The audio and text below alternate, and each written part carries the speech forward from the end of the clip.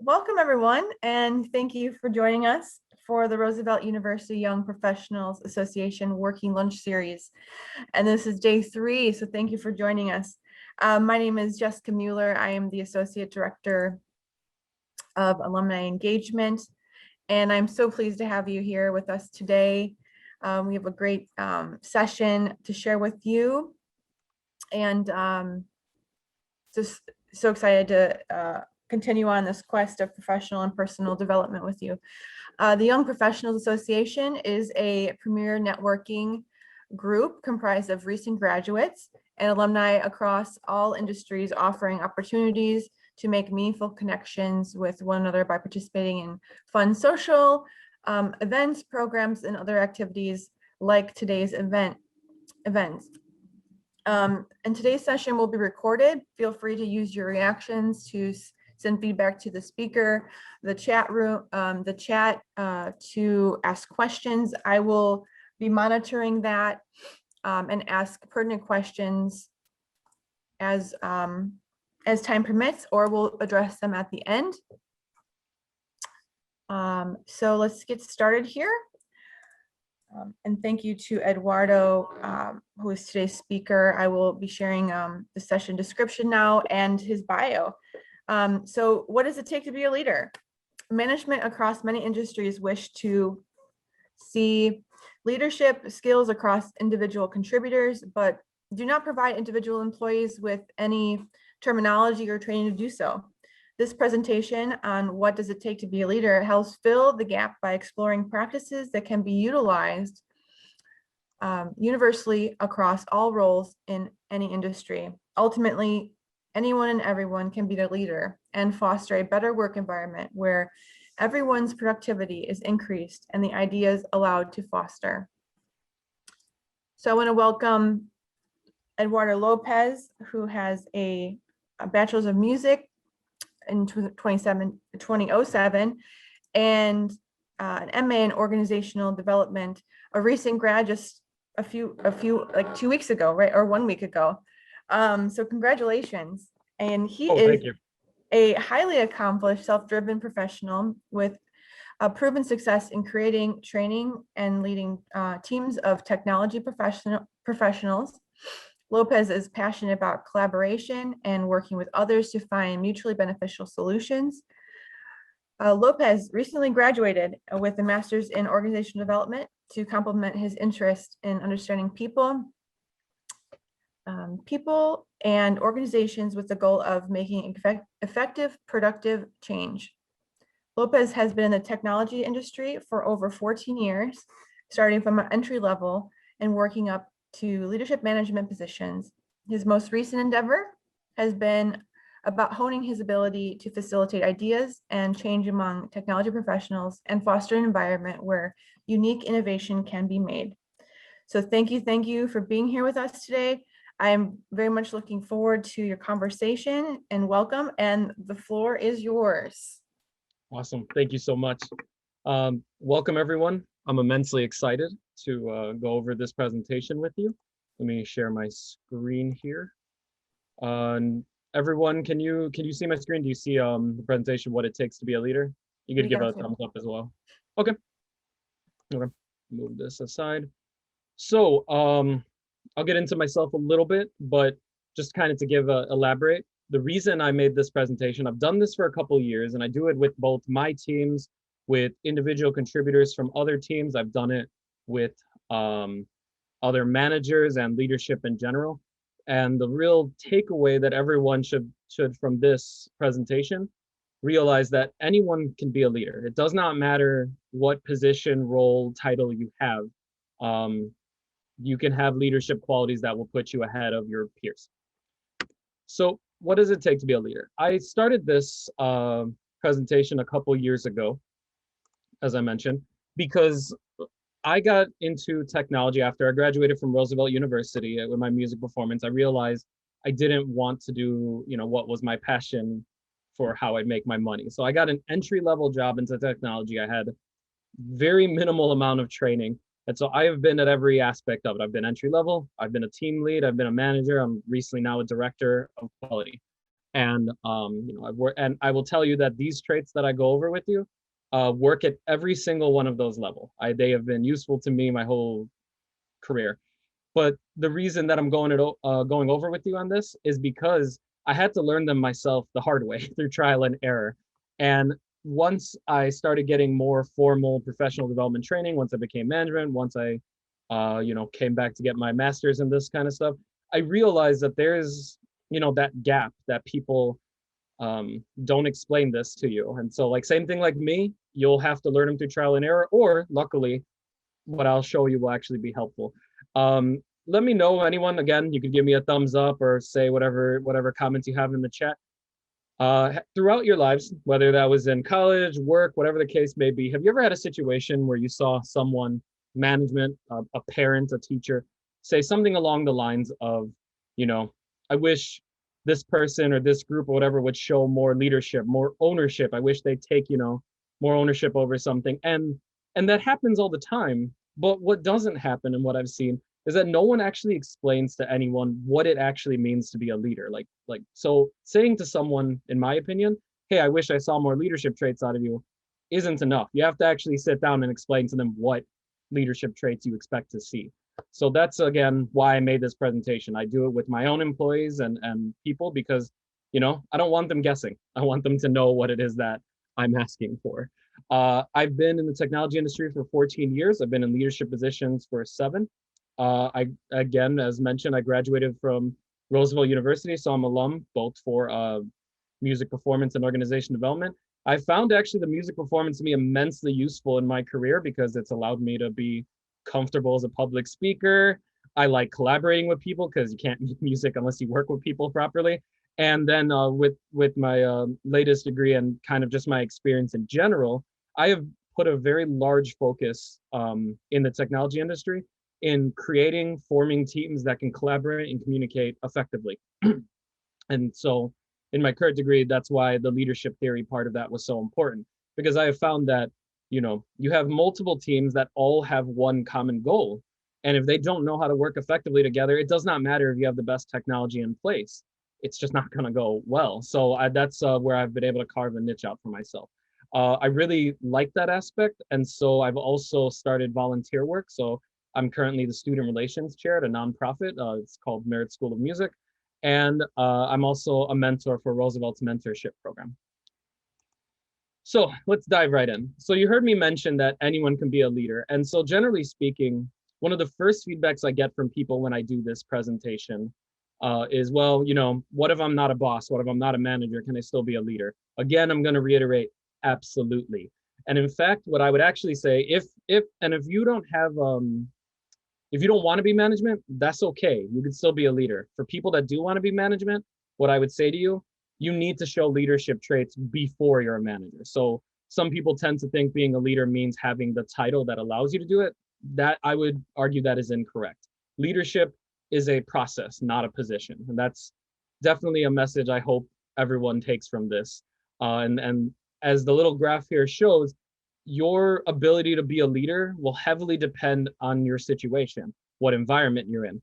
I'm a leader at my current place. If I go to another environment, I might not be. I might have to learn some things. I might have to be a follower for a little while to understand norms, the values that organization has, until I build myself back up to leadership. Maybe it'll be right away, I will. But either way, I have to go through the cycle just like anyone else. So please, everyone here, feel comfortable if in certain situations you're the leader and others you're not. There's nothing wrong with that. Take a look at the environment, take a look at the dynamics. That'll help explain, what's going on at the moment. So really quick just to finalize that part, leadership is different than management. I am both. I'm both a leader and a manager. And I'm also a QA engineer. These are all different traits. I'm going to focus on leadership for the sake of this presentation, but I thought I'd just split them up for anyone who already is in management and is wondering what I'm saying, because I've had people respond to me and not understand the differences. So leaders, really quick, they tend to, that training, coaching, mentoring side, that is a leadership quality. That's what I mean, is something you could do before your management. Whereas management typically, of course, these things overlap, but typically they're more about directing people. They're more about telling people, here's where I need you to be, here's what I need to get done. A leader delegates because a leader might not have the title to do that. I do, and I still prefer to delegate. So I instead tell my employees, hey, what do you think needs to get done? How do you intend to handle it? Let's talk about it. And we'll go back and forth, because that helps engage them, that helps them create ideas, that helps them foster that ownership over the responsibilities that they have.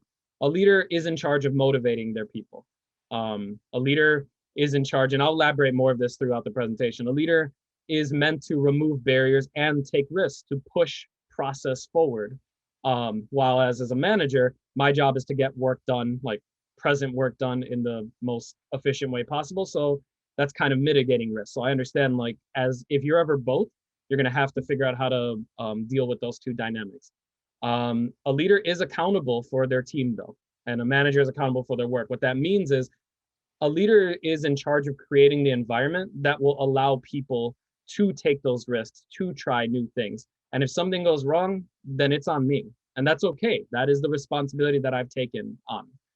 If you're not someone who likes to take accountability for others, you only want to be accountable for yourself, it's going to be difficult to be a leader in that situation. If you do all of these things, though, people will follow you. Whereas a manager, again, has to direct people and tell them what to do. A leader really doesn't. A leader, people will naturally want to follow you because you've demonstrated skills that they appreciate.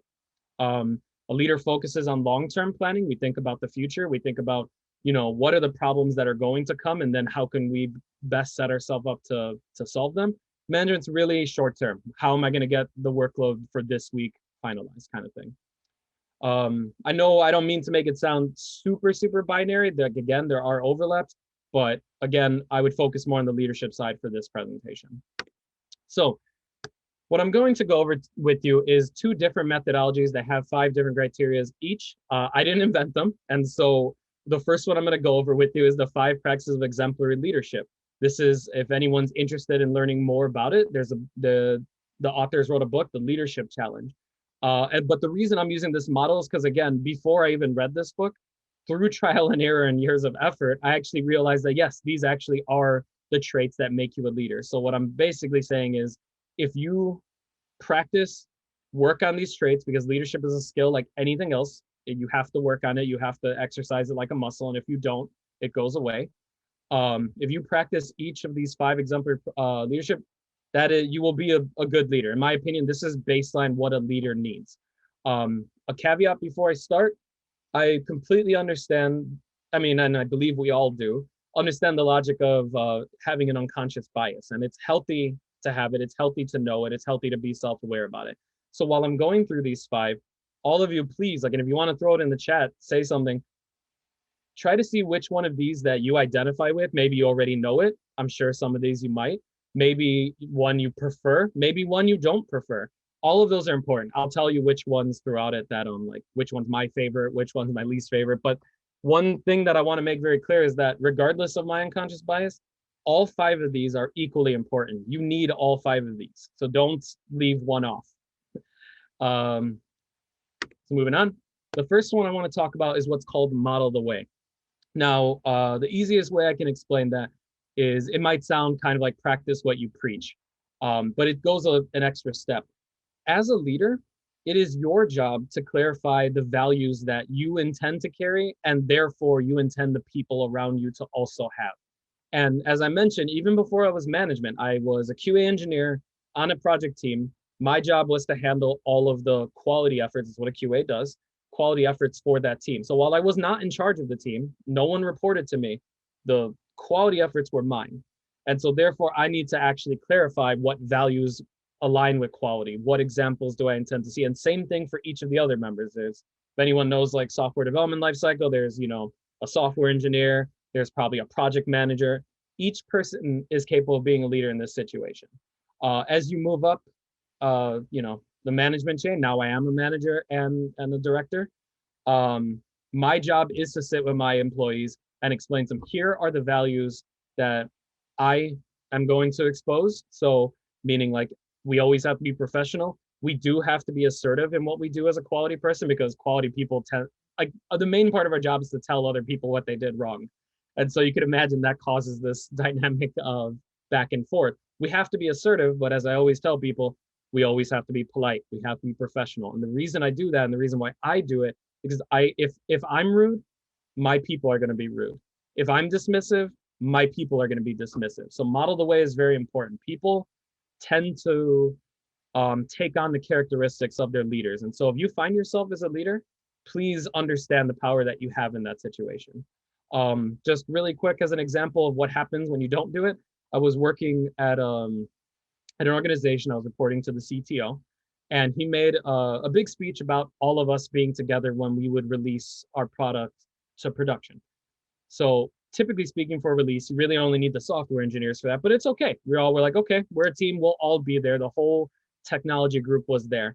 And so we're there on a Friday, and the release is going to take 4 hours. So we're just hunkered down. We order some pizza. It's fine time.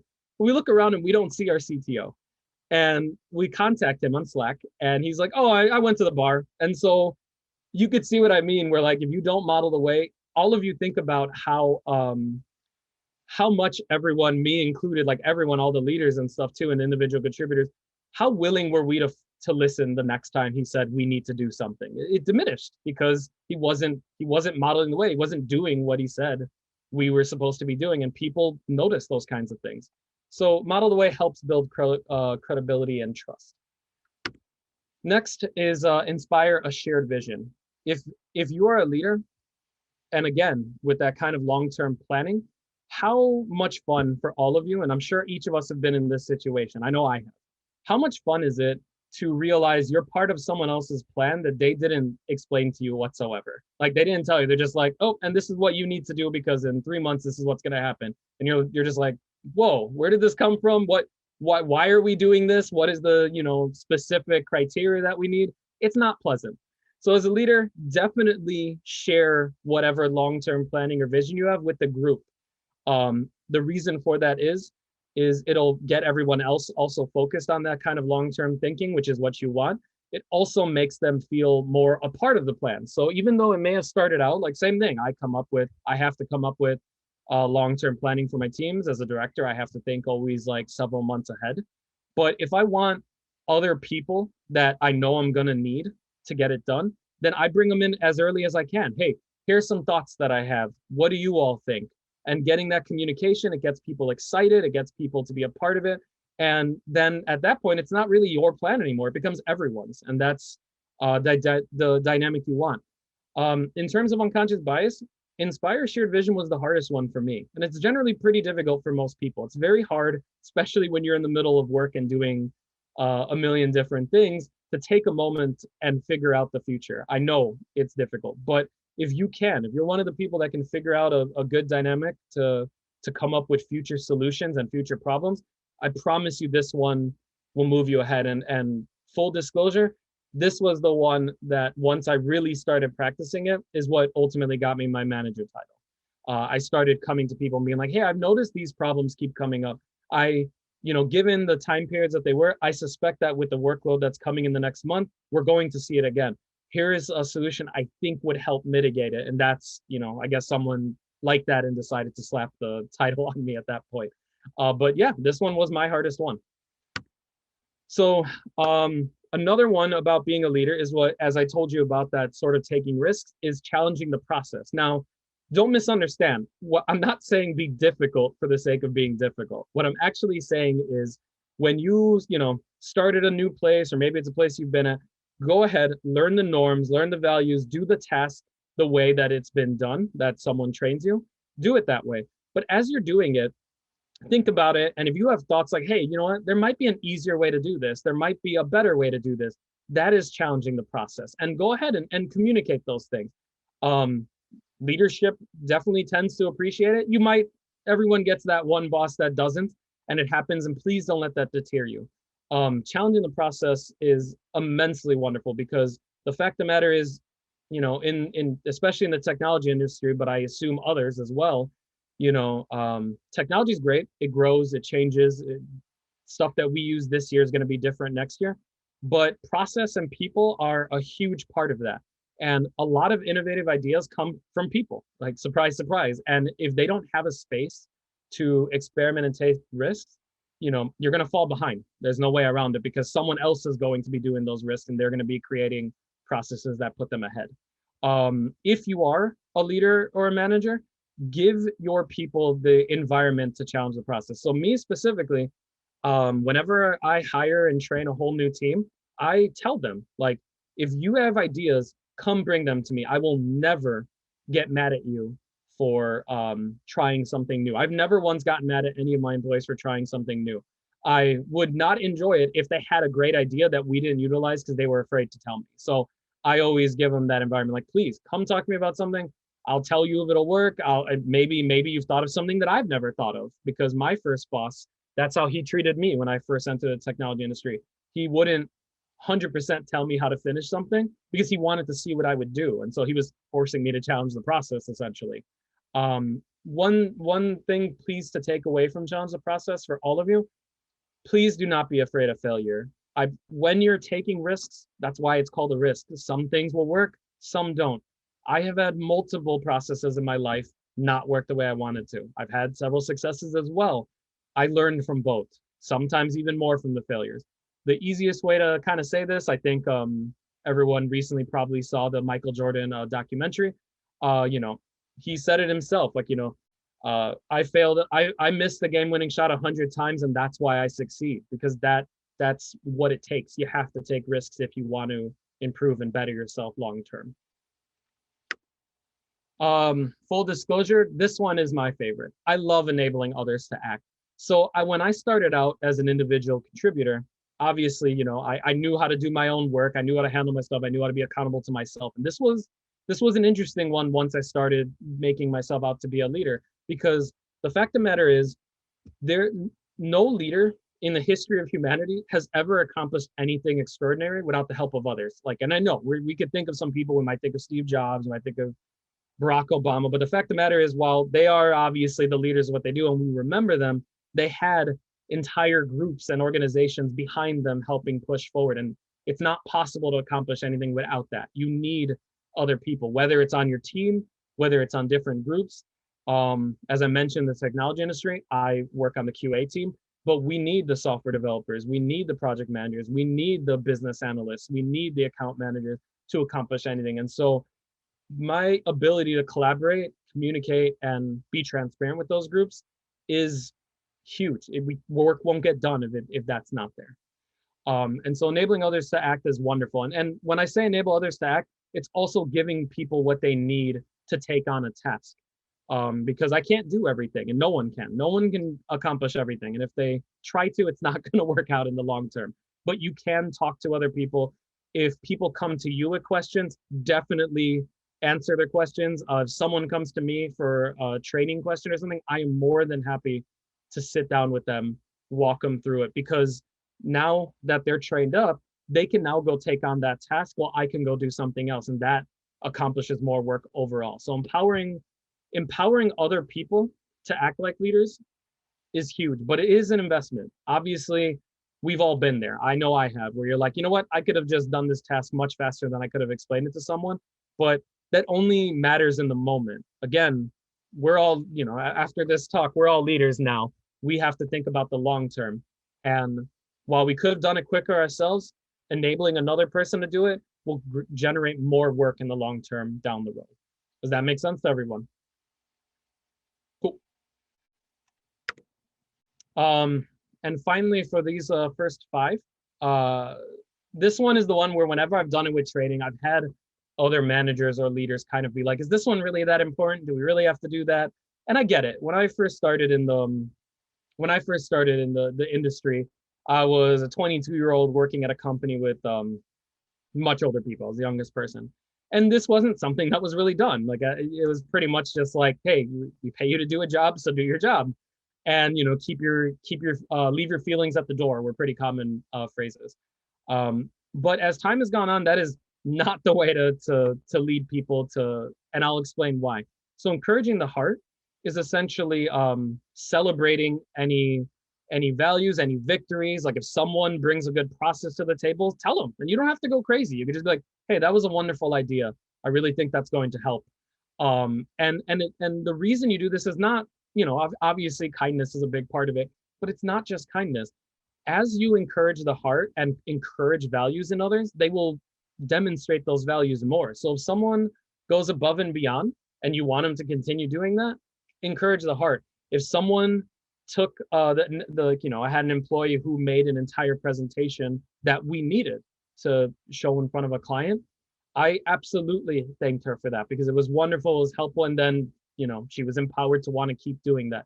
Encouraging the heart is absolutely as important as the other four. So please keep this one in mind. As I mentioned here too, you could do it in formal and informal ways. I do it that way as well. So sometimes I'll just write in front of the entire group, hey, this person did a wonderful job on this. Or, sometimes I'll do it in a one-on-one, whichever way most people are comfortable. Some people like it in public, some people don't. So let's see, I'm going to check the chat really quick now that I've gone through the first 5, just see if anyone has any questions. You love this one. Okay. Okay, no problem. So I'll move forward. And so I mentioned that those 5, if you practice them and you actually start utilizing them, that will make you a leader. What I'm actually really saying is that those first 5 are, in my opinion, the bare minimum of what you need to be a leader. Like if you're not doing those, you're not a leader. If you are, then you are. But obviously, all of us here are professionals. We want to improve. We don't want to just do the base minimum. And so I'm going to go over another set to show you like really how to become a great leader. And so what I tend to ask people when I do this presentation is, are you a smart leader? And people will say yes or no. Like, if anyone wants to throw in the chat, let me ask you guys, do any of you here, do you believe you're a smart leader? And if you want, tell me what traits you think makes a smart leader. Like, why are you a smart leader? Let's see if anyone's brave enough. I like that, Alex. Anyone else? That's okay. If anyone throws them in there, go ahead. But Alex, you're going to get bonus points. And see, now I'm encouraging the heart, by the way. Let's see here. Ooh, resilience. I like that. So let me show you some traits, but really quick, let me explain something. So when I first, as I mentioned, when I first got into industry, and this has been pretty normal since, I'm going to assume the 80s, honestly. Generally speaking, the way a leader was picked out of a group was someone would go to a group and they'd be like, who knows, this is kind of covering a little bit, but if you were to see it, it would say cognitive intelligence up there. They would go to the group and they'd be like, who is the SME? Who's the subject matter expert? Who knows this the best? So if you were to go to a sales team, okay, who knows more about sales the most? If you were to go to a technology team, who knows more about coding most? And so what ended up happening is they would make that person the leader. And as time has gone on, that's been shown to not be the right way to select the leader because, as I showed you earlier, the traits that actually make a leader is like that coaching, that accountability, that willingness to take risks. And some people just don't want to do that. And that's okay. There's nothing wrong with that. If you don't want to do that, that's very good to know about yourself, that you don't want to teach people, that you don't want to be accountable for other people. But if you want to be a leader, you do. And so, yeah, so what has recently been shown to be much better is emotional intelligence. And so the difference between the two is I'm not a scientist of any kind, but cognitive intelligence is roughly your IQ. It's typically formed around your formative years. And it's the way I tend to say it to people is it's essentially your ability to absorb, process, and then output information. It doesn't grow with age. You can't train it or anything. Whatever your IQ was as of your formative years is what it is. And that's okay. But emotional intelligence is skill-based. It is something you can train. It is something that you can start from zero and become an expert as long as you put in the work. And it's just like anything else. You do have to practice at it. And if you stop practicing at it, it will diminish. But lately, what research has shown is that it is rated as about twice as important as cognitive intelligence. I'll get more into that later. But basically what I'm saying is groups, organizations that have more emotionally intelligent leaders tend to beat cognitive intelligent leaders every single time. So what does it mean to be, and so why am I showing this to you? So at its core, being a leader is your ability to motivate, delegate, and sort of just push people in a particular direction towards a goal. Now, that's great. But of course, as any of us know, you could also be a bad leader capable of doing those things. And so that's why I'm showing you these extra 5, what'll make you a great leader. Because as this quote states, effective leaders must make the organization or societies they belong to a better place to work or live. think back, everyone here, we've all worked with a leader that just made our lives miserable, I'm sure. And if you haven't, I hope that stays that way for you. It's not fun. And yeah, they may be able to motivate, they may be able to push people in a given direction. But if they don't make your environment better, it's not a great way to foster those first 5 criteria that I showed you.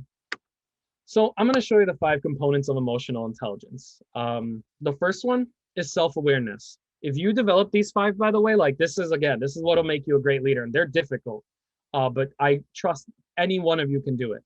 So self-awareness is your ability to recognize and understand your own personality, your own limitations, and your own strengths. And I would definitely tend to focus on your strengths.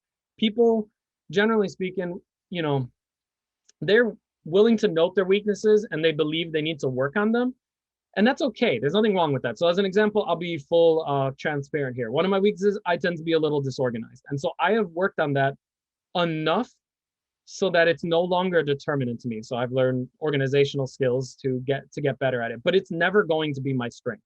My strength is in delegating and collaborating and communicating and presenting like I'm doing now. Like those I know are my strengths, and therefore I will always put myself in situations where that's what I'm doing. Now, that's not to say that when organization things come up that I avoid them. I don't, but I'm just fully aware that, again, if I take on a role that is, say, requires a large part of organization, for me, at least as a hiring manager, I will tend to hire someone who's good at that. And that's what self-awareness is about. If you're not self-aware, you won't be able to make those decisions. You won't know to get the right people on your team or to engage the right people if you already have them on your team.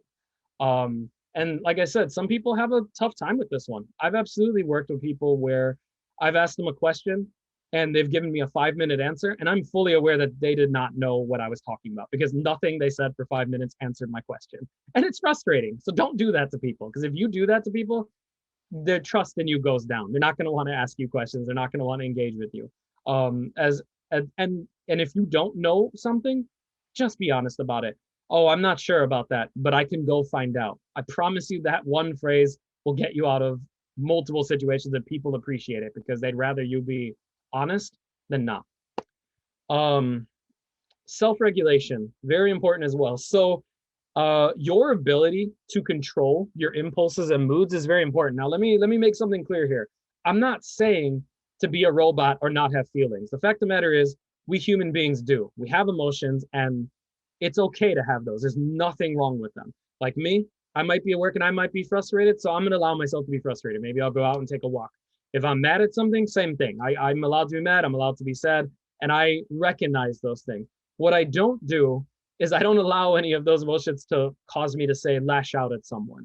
You don't want to do that. And as an example, I remember when I, my second job, I started working at a place and I reported to a director of technology. And any little thing that happened, any little thing that went wrong, doesn't matter if it was related to us or just whatever the case may be, but any little thing that went wrong, he would just start screaming and swearing like from his desk. So I'd be working and I'd be like, whoa, like, like this person's just yelling and he's just reacting to what happened. And he wasn't aimed at anyone. But here's my point about why self-regulation is important, especially when you're a leader.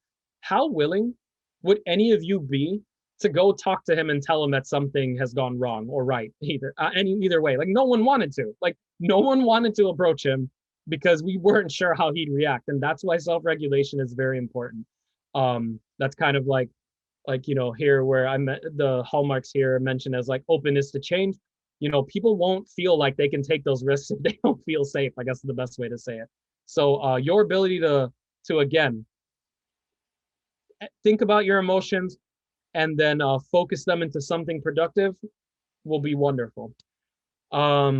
Next, the third one, motivation. So the fact of the matter is, no one is going to follow you if you're not motivated. If you are explaining a project or like working with a team and they're asking about your part in it, if you go to it and you're just like, yeah, I guess that's what so here, we could do it that way if you want to. Like no one will listen to you if you do it that way. Like you have to be engaged. And I understand we're not motivated about everything we do, but try to find that motivation and it's perfectly fine. Like if you're motivated by a role because the role itself or the responsibilities are exciting, then great. It'll be nice and easy. But I've had tasks where it's not fun. It's going to require 8 hours of just straight tedious work from all of us. And, so when I tend to have that kind of stuff, I engage my team like, hey, you know what, guys, let's be honest. We don't want to do this for 8 hours, but the fact of the matter is we just need to knock it out. This is what we'll gain after we're done with it. And we won't have to do it again for like another whatever months or whatever the case may be. Like you have to have motivation no matter what. So if it's because you like it, wonderful. It's because you need to do it. Hey, that's fine too.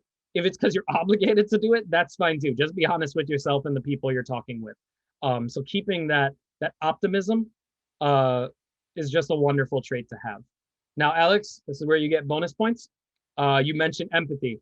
And just like encourage the heart, this is another one that whenever I've done this training, other managers have been like, is that really that important? I mean, I'm not trying to be friends with my people. And I agree. I'm not friends with my employee. I'm friendly with them. I like them, go out to lunch sometimes.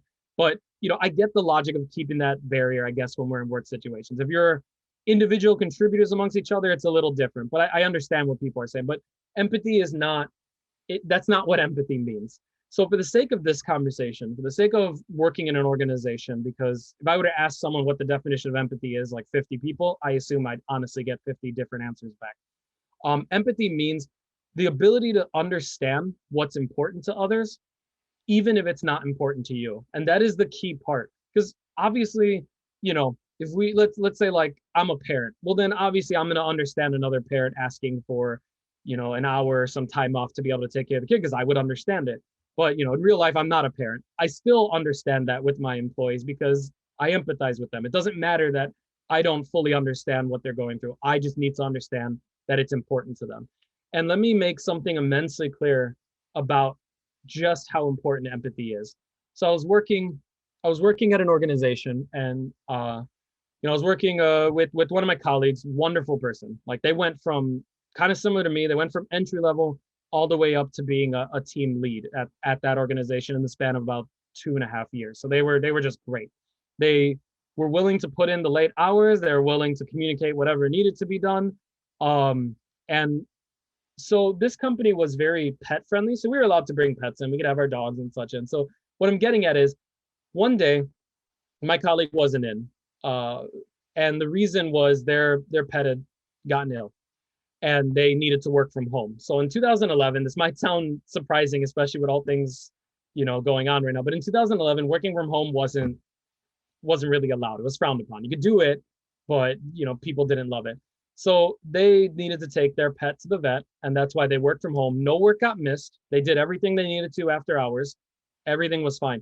So the next day I ran into them, and I could see that they're not, happy. And the reason why is because they just got spoken to by our leadership. And basically what they had been told was a sick cat is not reason enough for you not to be at your desk. Essentially basically saying like, even if your pet is ill, it doesn't matter. You have to be here, and, you can do that on your off hours.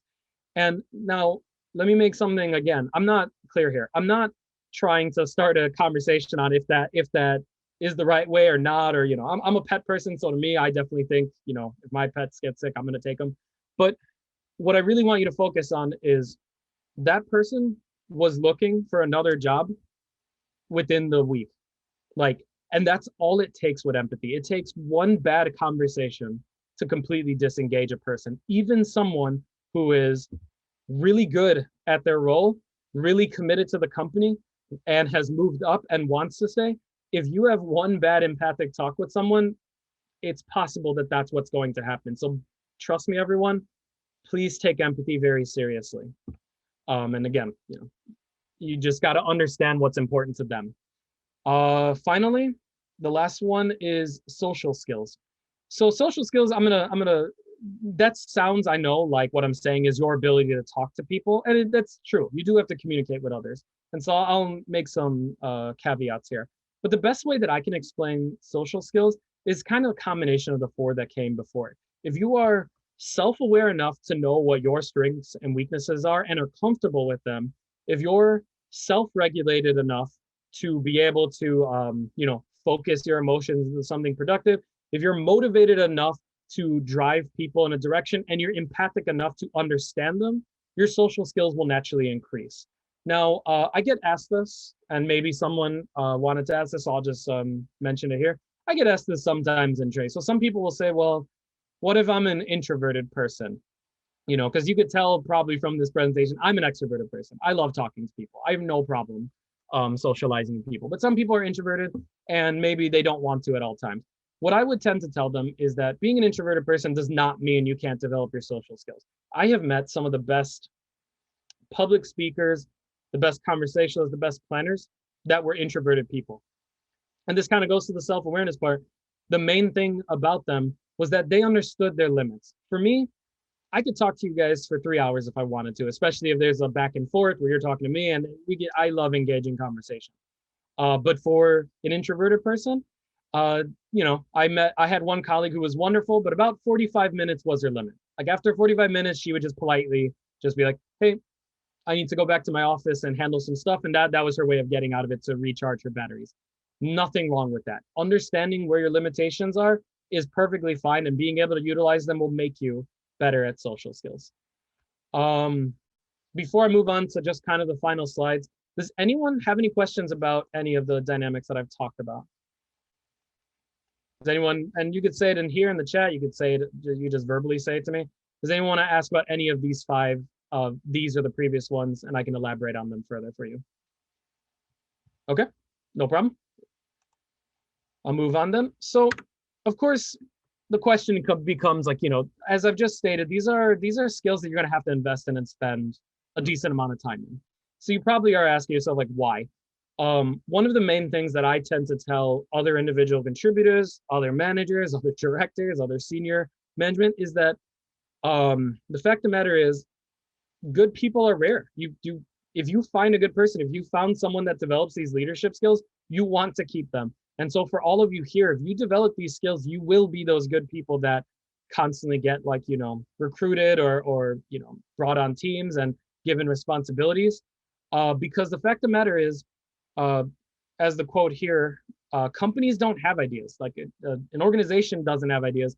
Only people can do that. And so it's so vital to invest in yourself and invest in the people around you to build these kinds of skills.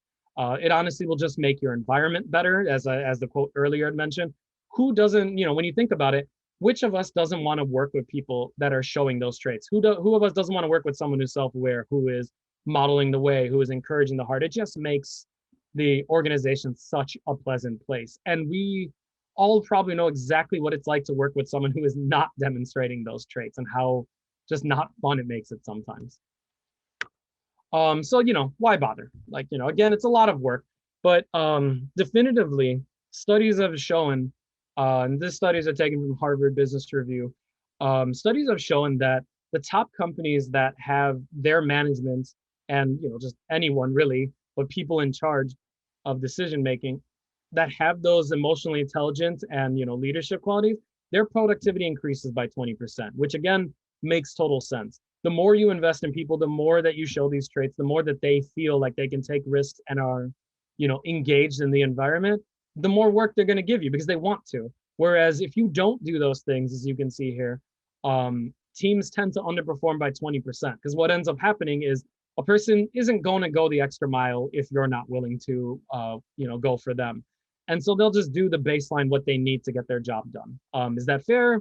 I don't know, but it's just, regardless, it's what it is. I'll tell you right now, after all of my years of having to lead teams, it definitely happens if you don't do that. It also, for companies, this is something that has become a big deal nowadays. It helps increase retention rate. People leave less. And this is important because, you know, losing people costs money. There's no way around it. Like if you lose even an individual contributor at an organization, it can cost you upwards to about 30% of whatever their salary was to hire, train, replace them, and only get back to where you were. And so, you know, for individual contributors here, know that if you build these up and, you know, your company's going to want to invest more in you. For anyone here who's already a leader or a manager, if you want to keep your best people, you're going to need to start doing these traits if you aren't already, of course.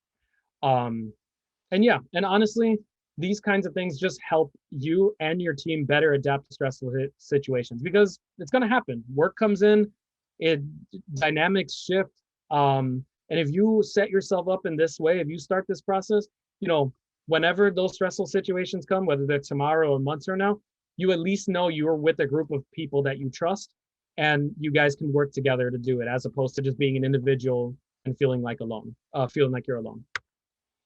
So that's more or less the entire presentation. I normally, again, I usually do this, you know, in person at organizations, and I usually have back and forth with people also giving their stories. Like some other people have stories around what they've seen when it comes to model the way or encourage the heart or challenge the process. If anyone wants to do that, I would love to hear it. If anyone wants to ask me a question too as well, I'd love to help you on that one. Let's see here. Let me field some questions here. As people are, yeah, I would definitely agree with you, Jessica, by the way, for your which one? Let's see here. Oh, no problem, Marie. I'm more than happy to continue these conversations. If anyone wants to reach out to me and just talk about this kind of stuff or anything, like I said, it could be, you know, a peer-to-peer, just a two-way nice conversation. I love that. Actually, that's my preferred way. But I am also a mentor as well, and I can help people in that sense. I do currently mentor people and help with their professional development. Anyone wants to reach out to me, go for it. Let's see. And yes, yeah, Jessica, you're correct. Like employee retention is so important, and it's become a big deal at many organizations lately, where like HR teams are just like focused on only guaranteeing that. But yeah, does anyone else have any other feedback they'd like to talk about? Any other questions? Okay, well, that's wonderful. Well, that's the end of my presentation. Everyone, thank you so much for taking the time out to listen to me. Again, if anyone has any questions afterwards, I'm more than happy to answer them for you. And yeah, have a wonderful day.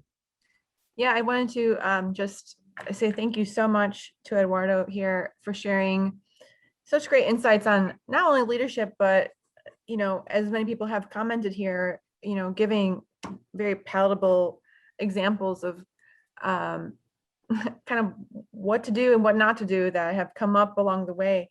But I just love that, you know, several times in the conversation talking about, you know, that leadership and that emotional intelligence are both things that can happen at any time, but need to be practiced and practiced and practiced so that you're refining them along the way and meeting your teams wherever they're at the time. And that it could be this kind of on the spectrum of sorts of what's needed at the time and how you where your place is in the organization at different times in your life. So thank you for sharing that. And you know, if anybody wants to stay on and share their maybe anecdotes of good or bad leadership along the way, we'd love to hear from you. But I do want to say thank you so much for sharing today and being a part of this Working Lunch series. So kudos to you. I know a lot of people here are just really, really pleased with the information you shared today.